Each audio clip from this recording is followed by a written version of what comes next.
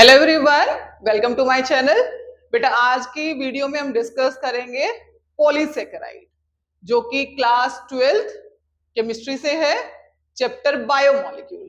तो इस टॉपिक से पहले के जो टॉपिक हैं कार्बोहाइड्रेट के, लाइक मोनोसेकेराइड्स, डाइसेकेराइड, जो कि एक ओलिगोसेकेराइड की कैटेगरी में आता है, उनकी डिटेल जो स्टडी है वो मेरे प्रीवियस वीडियो में आपको मिलेगी, जहां पर हमने कंप्लीट पढ़ा है ग्लूकोज, फ्रक्टोज, गैलेक्टोज। डाइसेकेराइड में हमने पढ़ा है आपके सुक्रोज, माल्टोज, लैक्टोज, उनके स्ट्रक्चर्स पढ़े हैं। तो आज की जो वीडियो रहेगी वो हमारी पॉलीसेकेराइड्स पर रहेगी। क्लियर है? तो बेटा वीडियो स्टार्ट करने से पहले एक छोटा सा पॉइंट आप लोगों के साथ डिस्कस करना चाह रही हूं। जैसे मैं स्कूल में भी या ट्यूशन क्लासेस पर या नॉर्मली मेरे नेबर्स में जो बच्चे हैं उनके साथ जब हम डिस्कस करते हैं केमिस्ट्री को, उनमें आने वाली डिफिकल्टीज को, तो बच्चों का जो मेन डिफिकल्टी लेवल होता है 11th-12th केमिस्ट्री में, वो न्यूमेरिकल्स या ऑर्गेनिक केमिस्ट्री पे आके बच्चा रुक जाता है। अच्छा स्टार्ट करता है अप्रैल से, फिजिकल केमिस्ट्री जो है आपकी स्टार्ट हो जाती है अप्रैल में, कुछ स्कूलों में ऑर्गेनिक से स्टार्ट कराते हैं, है ना। तो बेटा क्या करना है आपको, आपको जो न्यूमेरिकल्स में वीक हैं, जो ऑर्गेनिक केमिस्ट्री में वीक है, बेटा वीक कोई नहीं होता, मोस्टली सभी बच्चों का आईक्यू लेवल, कुछ बच्चों को छोड़ के जो कि भगवान ने ही जिनका आईक्यू लेवल कम दिया है उनको छोड़कर सभी का आईक्यू लेवल अपनी क्लास में अप्रोक्स सिमिलर होता है ना, यानी एवरेज तो रहता ही है। तो करना क्या है, जो वीक बच्चे हैं उनको एक न्यूमेरिकल यानी एक टाइप के न्यूमेरिकल, अगर हम एग्जांपल ले सॉल्यूशन चैप्टर से, तो मान लो आरएलवीपी का ही आप न्यूमेरिकल उठा रहे हो, तो उसका फॉर्मूले को अच्छे से अंडरस्टैंड करो, उसके उसी फॉर्मूले पे आप 3-4 जो न्यूमेरिकल है एक दिन में 3-4 न्यूमेरिकल तो कर सकते हो, है ना। अच्छा, उसके बाद 2-3 नए कंसेप्ट, अब वो कोई भी चैप्टर के हो, जो आपका चैप्टर स्टार्ट हो रहा है, सॉल्यूशन का है तो बेस्ट है, बट अब तो आपका क्या क्या आ गया, अगस्त आ गया है ना। तो 3-4 मंथ जा चुके हैं, तो बच्चों के जो स्कूल में ऑर्गेनिक या इनऑर्गेनिक स्टार्ट हो चुकी है, बट फिजिकल को नहीं छोड़ना क्योंकि बोर्ड एग्जाम देना है। ऐसा तो नहीं कि ना पहला चैप्टर आ गया तो दोबारा नहीं आएगा, आना सारा सिलेबस है, तो उसको छोड़ो नहीं, अपनी वीकनेस को छोड़ो नहीं, उन पर काम करो, उनको ज्यादा टाइम दो। और आप कर सकते हो, कभी भी बिना प्रैक्टिस किए 3-4 टाइम्स रीड आउट करे, प्रैक्टिस किए, कभी भी गिव अप नहीं करना चाहिए। हमेशा मोटिवेटेड रहो, सेल्फ मोटिवेटेड, कि मैं कर सकता हूं, सब करते हैं तो मैं भी कर सकता हूं, करूंगा, कोशिश जरूर करूंगा। क्लियर है? तो बिना टाइम वेस्ट किए वीडियो को आगे स्टार्ट करते हैं। तो आज का टॉपिक रहेगा पॉलीसेकेराइड।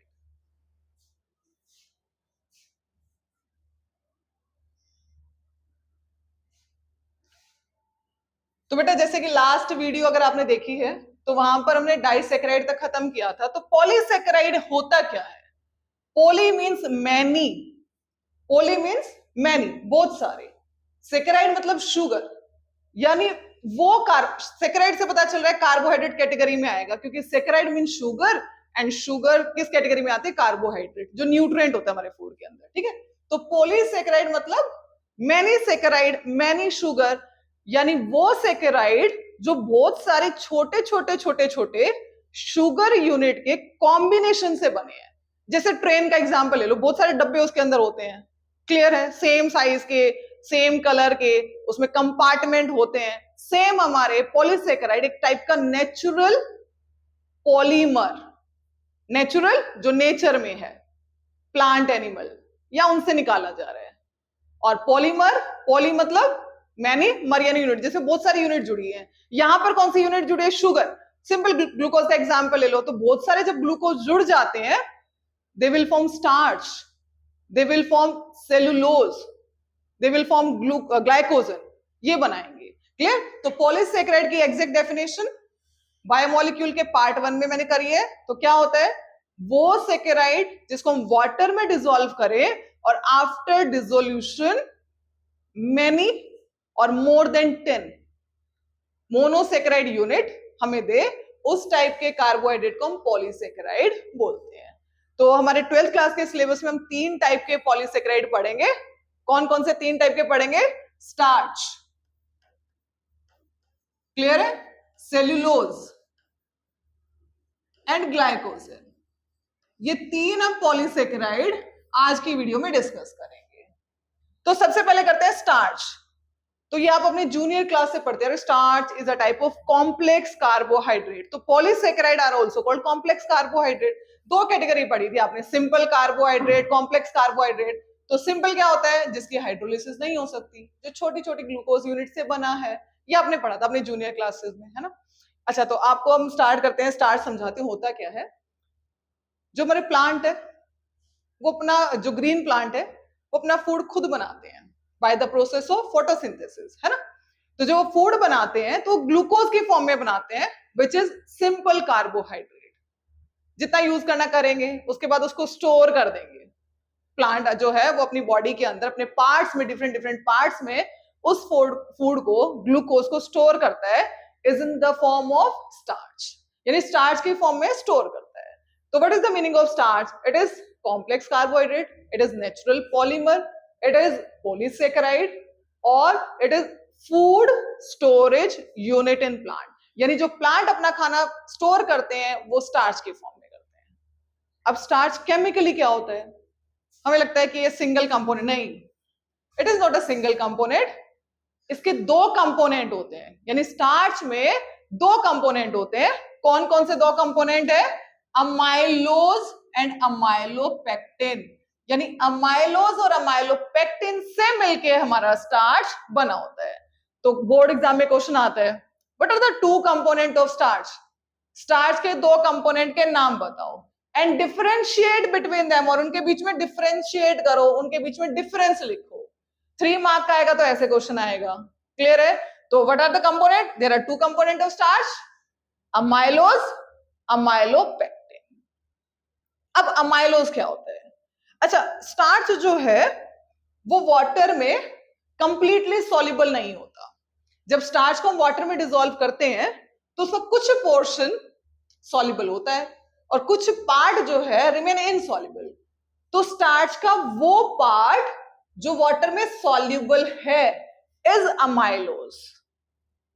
क्लियर? यानी स्टार्च में से जब कुछ पोर्शन हमारा सॉल्युबल हो जाता है, उस वाटर सॉल्युबल कंपोनेंट को ही अमाइलोज बोलते हैं, और जो इनसॉल्युबल रहेगा, वाटर में सॉल्युबल नहीं होगा, इज अमाइलोपेक्टिन। क्लियर है? तो फर्स्ट हमारा डिफरेंस हो गया, अमाइलोज वाटर सॉल्युबल कंपोनेंट है, amylopectin is water insoluble component. अच्छा, जो स्टार्च है उसमें around 15 to 20%, only 15 to 20% amylose होता है। स्टार्च का जो पोर्शन है बेटा, जो स्टार्च है उसको 2 पार्ट्स में अगर हम डिवाइड करें तो 15 to 20% ही स्टार्च के अंदर अमाइलोज प्रेजेंट होता है, और 80 to 85% अमाइलोपेक्टिन होता है। These are the two difference. अच्छा, नेक्स्ट पॉइंट पे चलते हैं। अमाइलोज केमिकली क्या होता है, यानी किस चीज से बना होता है? होता क्या है उसके अंदर, क्या उसका स्ट्रक्चर है? तो अमाइलोज जो है वो around 200 to 1000 alpha D plus glucose के जुड़ने से बनता है। अब अगर तुमने डाइसेकेराइड पढ़ लिया है, उसकी वीडियोस देख ली हैं, या आपको डाइसेकेराइड आता है, तो वहां पर हमने एक माल्टोज टॉपिक पढ़ा था, माल्टोज डाइसेकेराइड पढ़ा था। वहां पे हमने पढ़ा था कि माल्टोज के अंदर 2 अल्फा डी प्लस ग्लूकोज होते हैं। तो जब माल्टोज में 2 जुड़ते हैं, ये मोनोसेकेराइड, ये ग्लूकोज, तो बेटा कोई ना कोई बॉन्डिंग तो होगी ना। उस बॉन्डिंग का नाम भी मैंने अपनी प्रीवियस वीडियो में बताया, ग्लाइकोसाइडिक लिंकेज।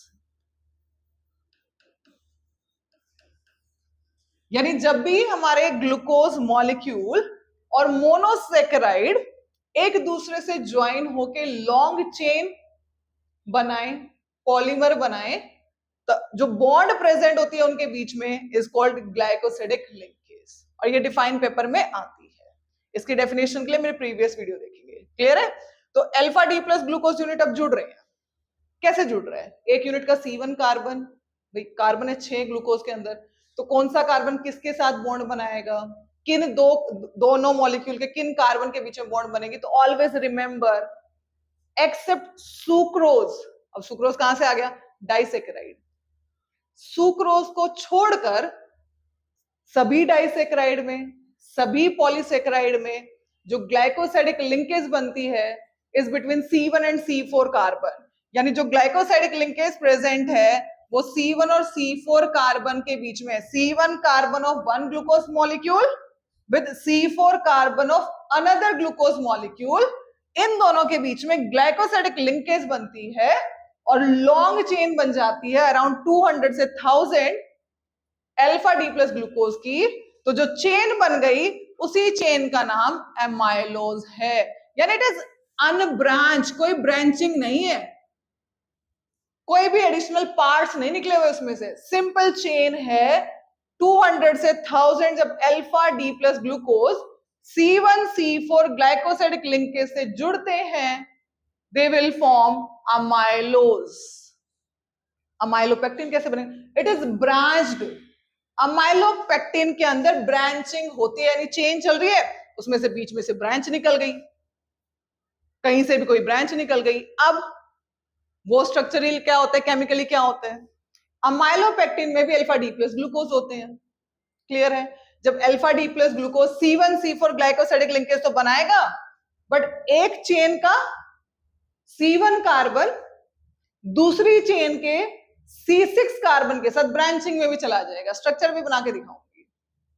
तो जो अमाइलोपेक्टिन है, it is branched chain of alpha D plus glucose with C1 C4 glycosidic linkage and C1 C6 branching. These are the three difference. चलो नेक्स्ट चलते हैं। When hydrolyzed, अमाइलोज को जो वाटर में, अगर अमाइलोज कंपोनेंट हमारे पास है, उसको वाटर में डाल के थोड़ा सा एसिड डाल दिया तो हमें क्या क्या मिलेगा? हमें अल्फा डी प्लस ग्लूकोज तो मिलेगा, क्योंकि तो इसका मोनोमर है। मोनो मतलब सिंगल, मर यानी यूनिट, वो सिंगल यूनिट जो अपने आप को रिपीट करके फाइनली क्या देती है? हमें अमाइलोज देती है। क्लियर? कई बार ऐसा होता है दो यूनिट जुड़ी रह गई है, उनकी हाइड्रोलिसिस नहीं हुई, तो उन दो यूनिट के कॉम्बिनेशन से, दो अल्फा डी प्लस के कॉम्बिनेशन से बनता है माल्टोज। तो हमें क्या क्या मिलेगा? Maltose and glucose. क्लियर? अच्छा, लास्ट पॉइंट, अब ये आपने अपने जूनियर क्लासेस में पढ़ा, टेस्ट फॉर स्टार्च, कि पोटैटो लिया, उसको कट किया, उस पर आयोडीन सोल्यूशन डाला, और ब्लू ब्लैक कलर में अगर दिखता है, if you observe blue black color, it indicate the presence of starch in potato, है ना? स्टार्च का टेस्ट था। तो स्टार्च का कौन सा कंपोनेंट इस आयोडीन के साथ कॉम्प्लेक्स फॉर्म करके ब्लू ब्लैक कलर दे रहा है? वो दे रहा है हमारा अमाइलोज, क्योंकि ये तो वाटर सॉल्युबल था। अमाइलोपेक्टिन आयोडीन के साथ कुछ भी रिस्पॉन्ड नहीं करता है, तो जो ब्लू ब्लैक कलर आ रहा है आयोडीन के साथ, it is due to amylose, not due to amylopectin. Clear है? तो एक बार रीड आउट करो, what is starch? It is food storage unit in plant, non reducing. जब हमने रिड्यूसिंग और नॉन रिड्यूसिंग कार्बोहाइड्रेट्स पढ़े थे, वहां पे पढ़ा था नॉन रिड्यूसिंग, जितने भी पॉलीसेकेराइड है non reducing due to absence of free functional group. इनमें कोई भी फंक्शनल ग्रुप फ्री नहीं होता, सारे के सारे फंक्शनल ग्रुप एक दूसरे में लॉक हो जाते हैं, ग्लाइकोसाइडिक लिंकेज बना देते हैं। क्लियर है? तो due to absence of free functional group, polysaccharides are non reducing. Important है, आपको एमसीक्यू दे देंगे, 4 आपको कार्बोहाइड्रेट दिए, बताओ इसमें से कौन नॉन रिड्यूसिंग है, कौन रिड्यूसिंग है, इस टाइप के क्वेश्चन पूछे जाते हैं। Clear? It is not a single component, it is mixture of 2 component. कौन कौन से 2 कंपोनेंट? Amylose, amylopectin. दोनों के बीच में डिफरेंस अभी बताया, it is water soluble component, it is water insoluble. ये क्या रहेगा? Around 15 to 20% of starch amylose होता है, 80 to 85% जो है स्टार्च का वो अमाइलोपेक्टिन होता है। ये अनब्रांच चेन होती है, इसमें कोई ब्रांचिंग नहीं होती। अमाइलोज में 200 से 1000 alpha D plus glucose C1 C4 glycosidic linkage बनाते हैं। अमाइलोपेक्टिन हाईली ब्रांचिंग होती है, यानी C1 C4 ग्लाइकोसाइडिक लिंकेज के साथ साथ C1 C6 ब्रांचिंग भी होती है। क्लियर? अमाइलोज आयोडीन के साथ ब्लू ब्लैक कलर देता है, अमाइलोपेक्टिन आयोडीन के साथ कोई कॉम्प्लेक्स नहीं बनाता, there is no change in colour of iodine. Clear? These are the 4 difference. Clear? चलो, स्ट्रक्चर ऑफ अमाइलोज। तो अमाइलोज आपको पता है स्टार्च का एक कंपोनेंट है, और ये पॉलीसेकेराइड, तो बहुत सारी 200 से 1000 यूनिट होंगी, तो सारा तो नहीं बना सकते ना, तो 2-3 यूनिट, 2 बनाएंगे तो डाइसेकेराइड बन जाएगा, तो 3 यूनिट हम बना के और उसको कंटिन्यू करके छोड़ देंगे। चलो करते हैं, कैसे बनाएंगे देखो। सबसे पहले अल्फा डी प्लस ग्लूकोज जिसको अल्फा डी प्लस ग्लूकोज का नहीं पता, हैवॉथ स्ट्रक्चर, वो हमारी पार्ट 1 वीडियो देखे और वहां जो जाके समझे बेटा। क्लियर? तो वहां पे बिल्कुल डिटेल में समझाया है कि हम फिशर को हैवाथ में कैसे चेंज करेंगे। क्लियर? तो अब मुझे तो पता है, आपको वहां से देखना पड़ेगा। अगर मोनोसेकेराइड नहीं आता तो डाइसेकेराइड को रट्टे मारोगे, और मोनोसेकेराइड और डाइसेकेराइड नहीं तो पॉलीसेकेराइड रटोगे, और रट्टाफिकेशन करोगे तो सीबीएसई में आगे जाके भूल जाओगे, बार बार पढ़ना पड़ेगा। तो क्यों ना एक ही बार में क्वालिटी से पढ़ा जाए, समझ के पढ़ा जाए, कंसंट्रेशन से पढ़ा जाए, और नो मोर रट्टाफिकेशन। क्लियर? चलो, अब ये मैंने बनाया अल्फा डी प्लस ग्लूकोपायरेनोज। ये एक unit alpha D plus glucose की है। इसको ध्यान से देखेंगे कैसे बनाएंगे। जो ग्लूकोज का स्ट्रक्चर है, पहले आप फिशर पढ़ोगे, फिर साइक्लिक, फिर हैवॉथ में कन्वर्ट करोगे। अल्फा का मतलब होता है जो हमारा ग्लूकोज में C1 कार्बन है, उस पर जो OH रहेगा वो राइट हैंड साइड में रहेगा। तो जो राइट हैंड साइड में फिशर में हमारे ग्रुप्स होते हैं वो डाउन द बॉन्ड हम बनाते हैं। ये रूल आप वहां जाके देखोगे। क्लियर? ये H। उसके बाद सेकेंड कार्बन पर भी OH हमारा राइट हैंड साइड में होता है, थर्ड कार्बन पर OH on left hand side, and fourth carbon पर again right hand side, and sixth carbon is CH2OH and this H. Clear? This is the Haworth representation of single unit of alpha D plus glucose. Clear? तो अब इसको clear कर देंगे क्योंकि हम तो यहाँ पे बनाएंगे स्टार्च। स्टार्च का component which is amylose. Clear? Same ऐसे दूसरी यूनिट बनाएंगे। चलो, ये बना दी दूसरी यूनिट।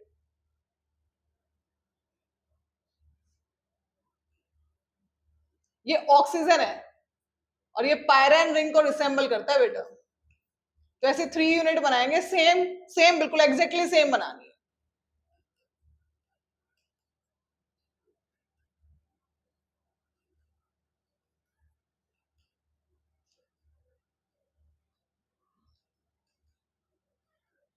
क्लियर? एक और बनाएंगे। कितने बना सकते थे? ये तो पॉलीसेकेराइड है, बट हम 4 तक ही बनाए, 3 तक ही बनाएंगे। 3 में ही समझ आ जाएगा आपको स्ट्रक्चर क्या होता है।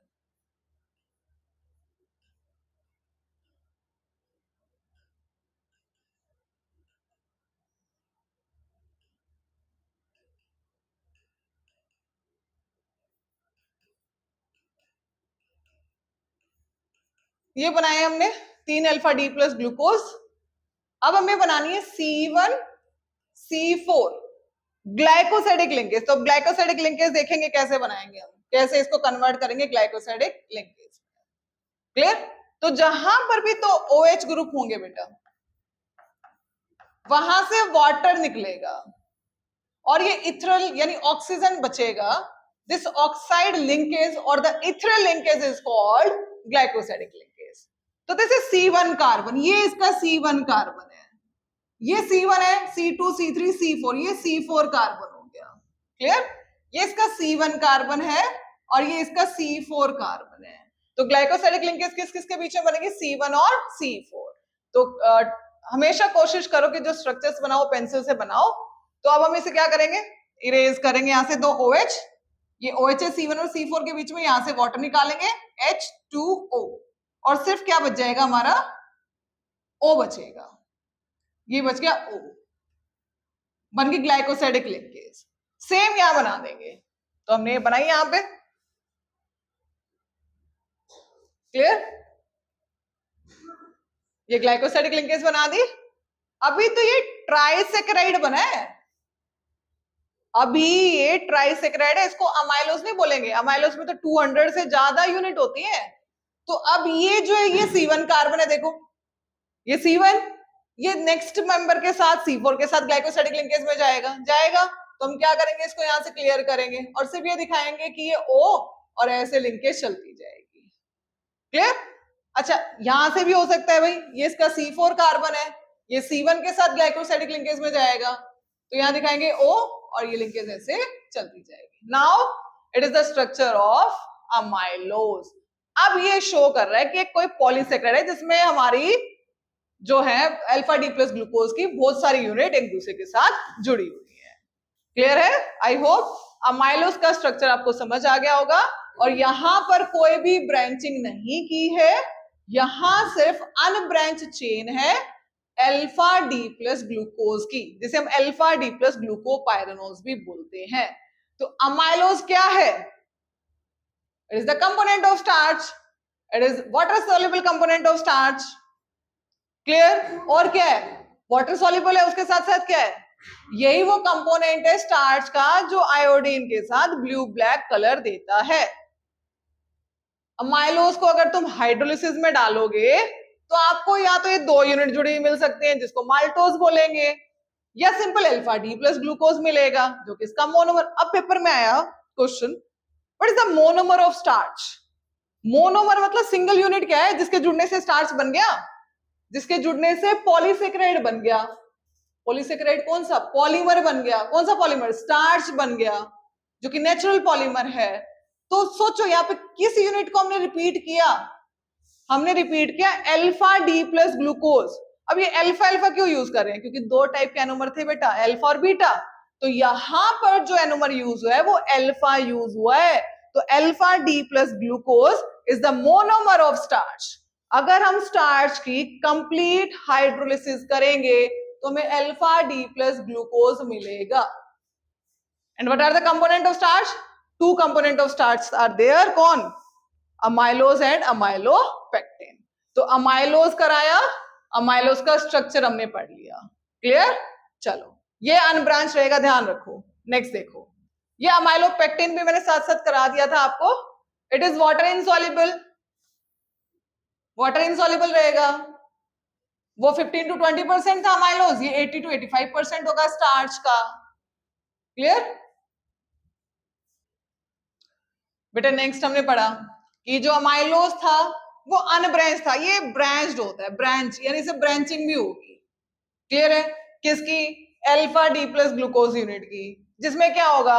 C1 C4 तो ग्लाइकोसाइडिक लिंकेज होगी, यानी वो इथरल लिंकेज, यानी वो ऑक्साइड लिंकेज जो 2 मोनोसेकेराइड के बीच में आई है by elimination of water molecule. अच्छा C1 C6 क्या होगी? ये भी ग्लाइकोसाइडिक लिंकेज है, बट ये ब्रांचिंग है।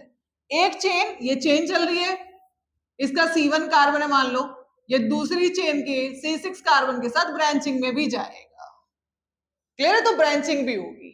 अच्छा, it does not give blue colour with iodine solution, ये बता चुकी हूं आपको सारे। चलो इसका स्ट्रक्चर भी कर लेते हैं आगे।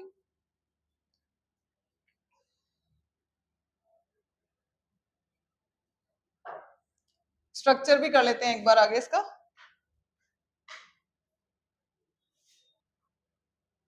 तो बेटा अब स्ट्रक्चर कर रहे हैं हम।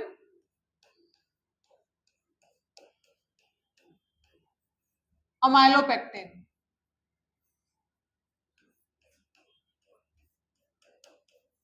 तो फिर से जिसको अमाइलोज नहीं आया बनाना, पहले अमाइलोज बनाऊंगी, फिर उसको चेन बना के ब्रांचिंग बना के अमाइलोपेक्टिन बनाएंगे।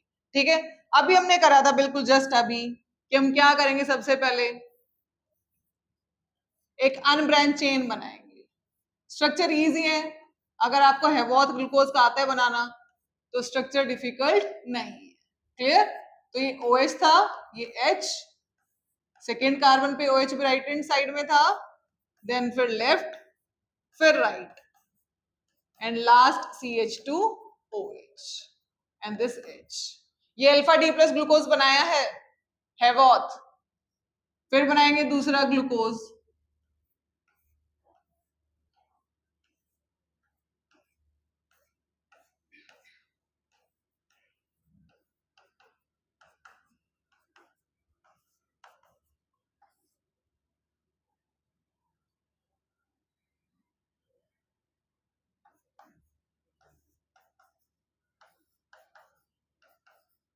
ये बन गया हमारा सेकेंड। सेम ऐसे थर्ड बना देंगे, ये थर्ड यूनिट भी बनाई।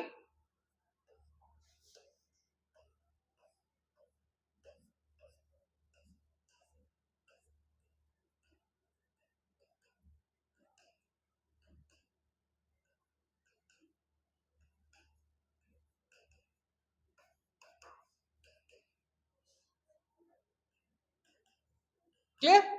ये भी हमने 3 अल्फा डी प्लस ग्लूकोज बनाए।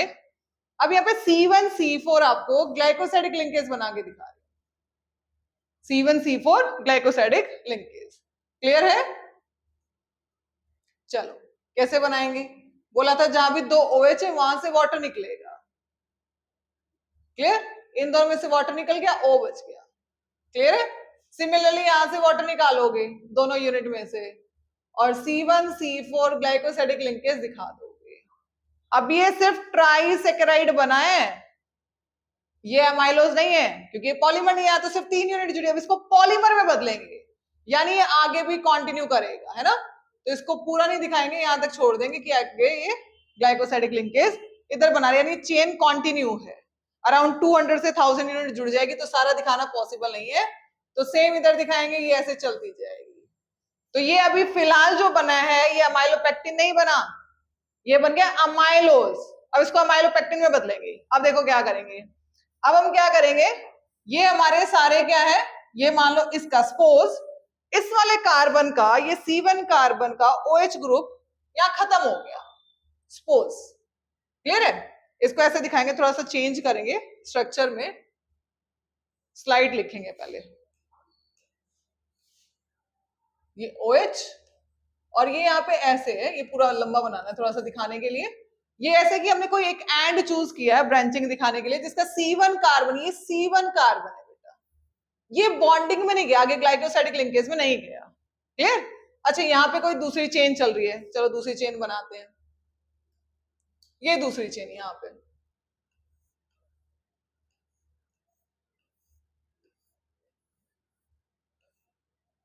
ये 6th कार्बन है यहाँ पे। क्लियर? और यहां सेम वैसे ही बनाना है जैसे था, ये बना दिया हमने सेकंड चेन बना रहे हैं।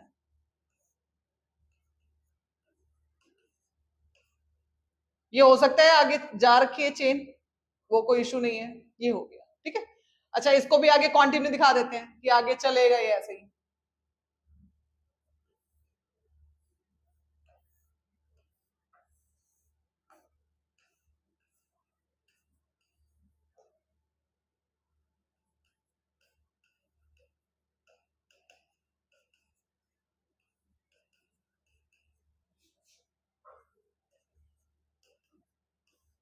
यहाँ पे इन दोनों के बीच में हम ग्लाइकोसाइडिक C1C4 ग्लाइकोसाइडिक लिंकेज दिखाएंगे। तो जहां दो OH है वहां से वाटर निकालोगे, तो ये वाटर निकाल दिया यहाँ पे। क्लियर है? और वाटर निकालने के बाद क्या किया, इथरल लिंकेज बना दी, जिसको ऑक्साइड लिंकेज भी बोलते हैं। ये हो गया C1C4 ग्लाइकोसाइडिक लिंकेज। अब मेन हम ब्रांचिंग की बारी आएगी, जिस ब्रांचिंग से ये अमाइलोज हमारा अमाइलोपेक्टिन बन जाएगा। अब क्या करेंगे, ये C1 और ये C6, CH2OH, ये C6 कार्बन होता है ग्लूकोज में, इन दोनों में से वाटर निकलेगा। तो कैसे निकलेगा, देखो ये H और ये OH, वाटर निकल गया और ये बॉन्ड बन जाएगी आपस में। तो ये वाटर हटा देंगे यहां से, ये H और ये OH। क्लियर है? और दोनों के बीच में यहां पे आ गई बॉन्डिंग। तो ये वाली बॉन्डिंग कौन सी है, C1C6, जो दो अलग अलग चेन के बीच में आई है, और इसे बोलेंगे हम ग्लाइकोसाइडिक है, बट ये ब्रांचिंग है, C1C6 ब्रांचिंग है। ऐसी बहुत सारी ब्रांचिंग इसमें होगी। एक छोटा सा पार्ट आपको दिखाया है मैंने इसमें, क्योंकि पॉलीमर है तो बहुत सारी यूनिट्स होंगी। और ये जो लिंकेज है यहां पर, ये जो यहाँ लिंकेज बनी हुई है, ये वाली लिंकेज, ये हमारी C1C4 ग्लाइकोसाइडिक लिंकेज है। क्लियर? ये C1C4 ग्लाइकोसाइडिक लिंकेज, जिसकी वजह से चेन बनेगी, दो या दो से ज्यादा अलग अलग चेन के बीच में जब ब्रांचिंग होगी वो C1C6 से होगी। क्लियर? तो आई होप आपको अमाइलोज का स्ट्रक्चर और स्टार्च कंप्लीट टॉपिक समझ आ गया होगा। तो स्टार्च का question number 1, hydrolysis product of starch क्या रहेगा, अल्फा डी प्लस ग्लूकोज।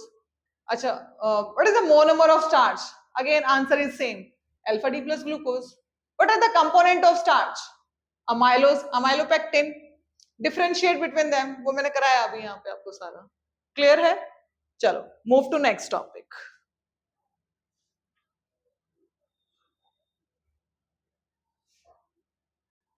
तो नेक्स्ट हमारा पॉलीसेकेराइड रहेगा बेटा सेलुलोज। अब ये सेलुलोज कहां से है, ये क्या चीज होती है, जिन्होंने अच्छे से पढ़ा है अपनी जूनियर क्लासेस साइंस, उसको तो पता चल गया होगा सेलुलोज होता क्या है। चलो एक बार रिकैप करते हैं। दो हमारी जो बॉडी है, human body, animal body, plant body, cell से बनती है।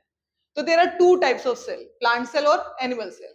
What is the main difference between plant cell and animal cell? Cell wall का डिफरेंस होता है बेटा।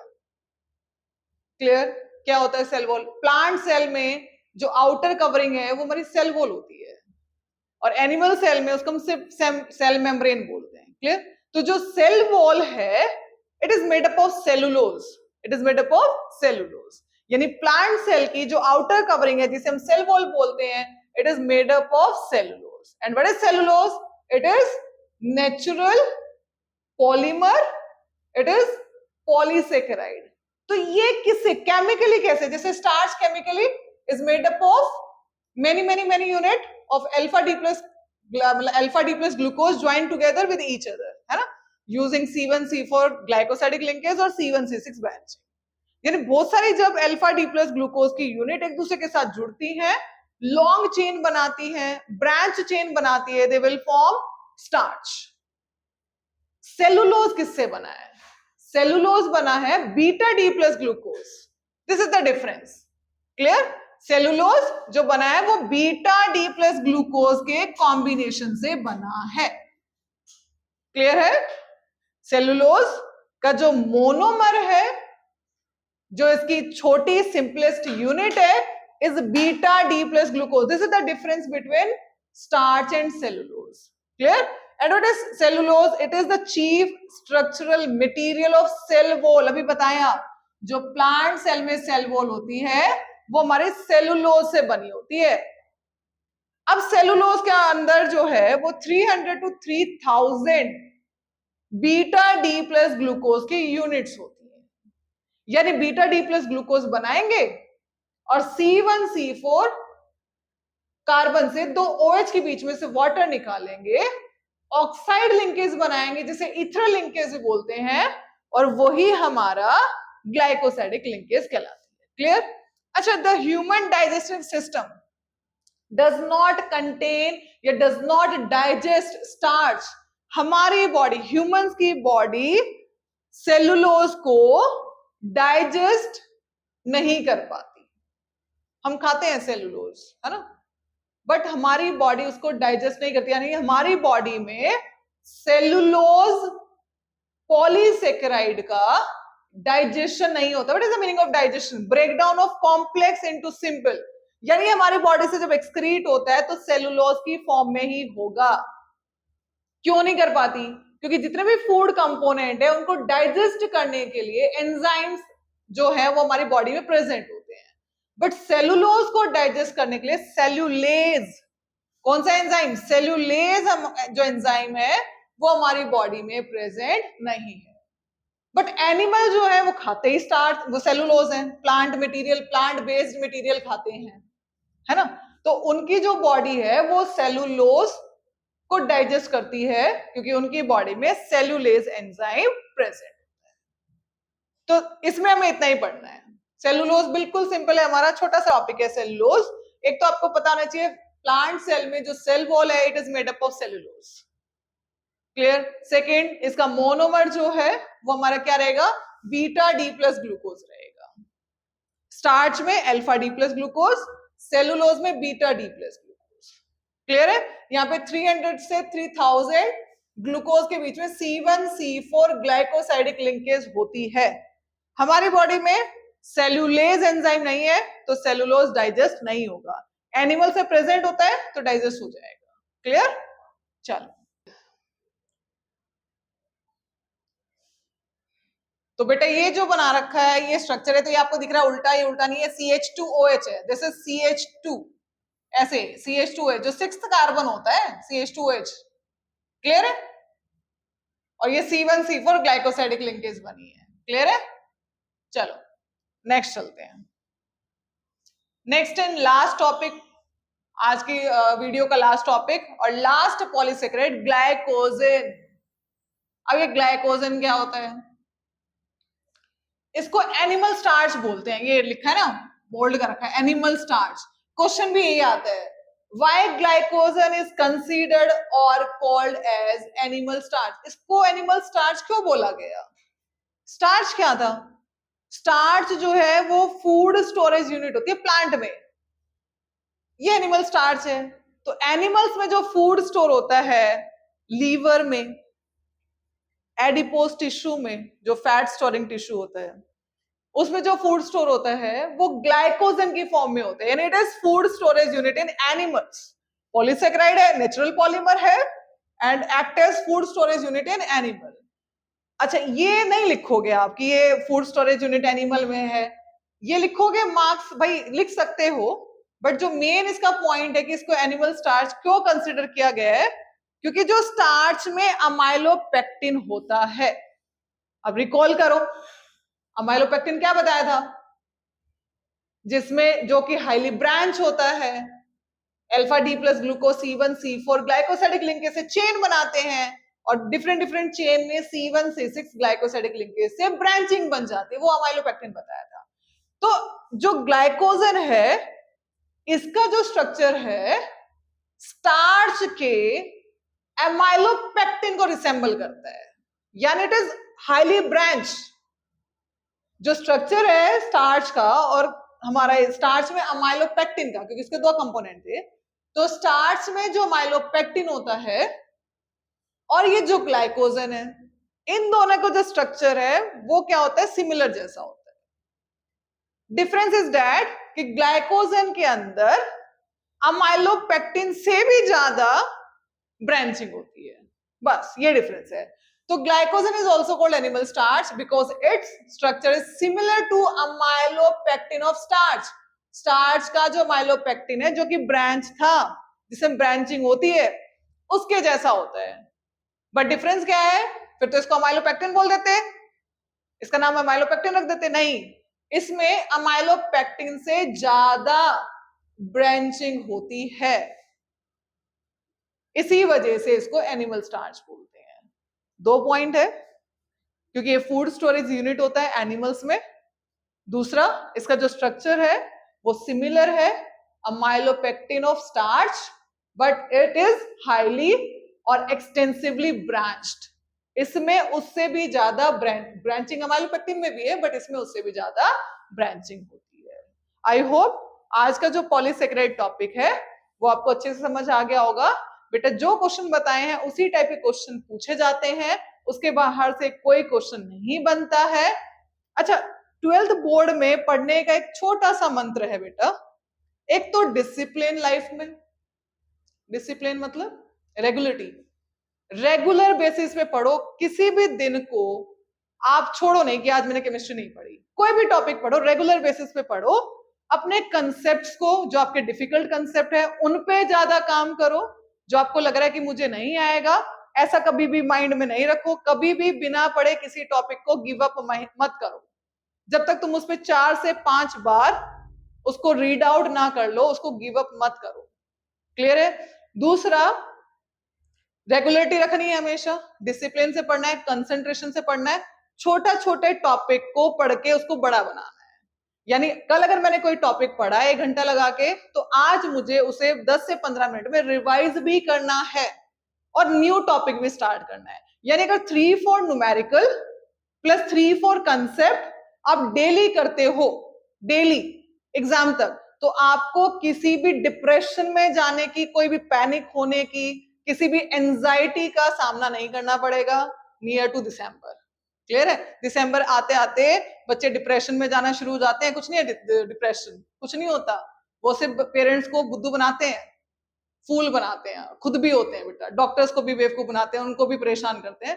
डिप्रेशन कुछ नहीं है, डिप्रेशन है बोर्ड एग्जाम पास आके पूरे साल कुछ नहीं पढ़ा। जो स्टार्टिंग से रेगुलर पढ़ेगा उसको डिप्रेशन वाला भूत उसके दिमाग पे नहीं नाचेगा, उससे बचना है। रेगुलर, अभी भी टाइम है, रेगुलर हो जाओ, रेगुलर पढ़ाई करो, किसी को धोखा मत दो, स्पेशली अपने आप को धोखा मत दो। आपका फ्यूचर है, आप उस पर काम करेंगे, किसी को कोई मतलब नहीं है। तो आगे जो करेंगे हम करेंगे प्रोटीन। तो आगे की वीडियो देखने के लिए चैनल को सब्सक्राइब करें, वीडियो को लाइक करें, बेल आइकन प्रेस करें। Thank you.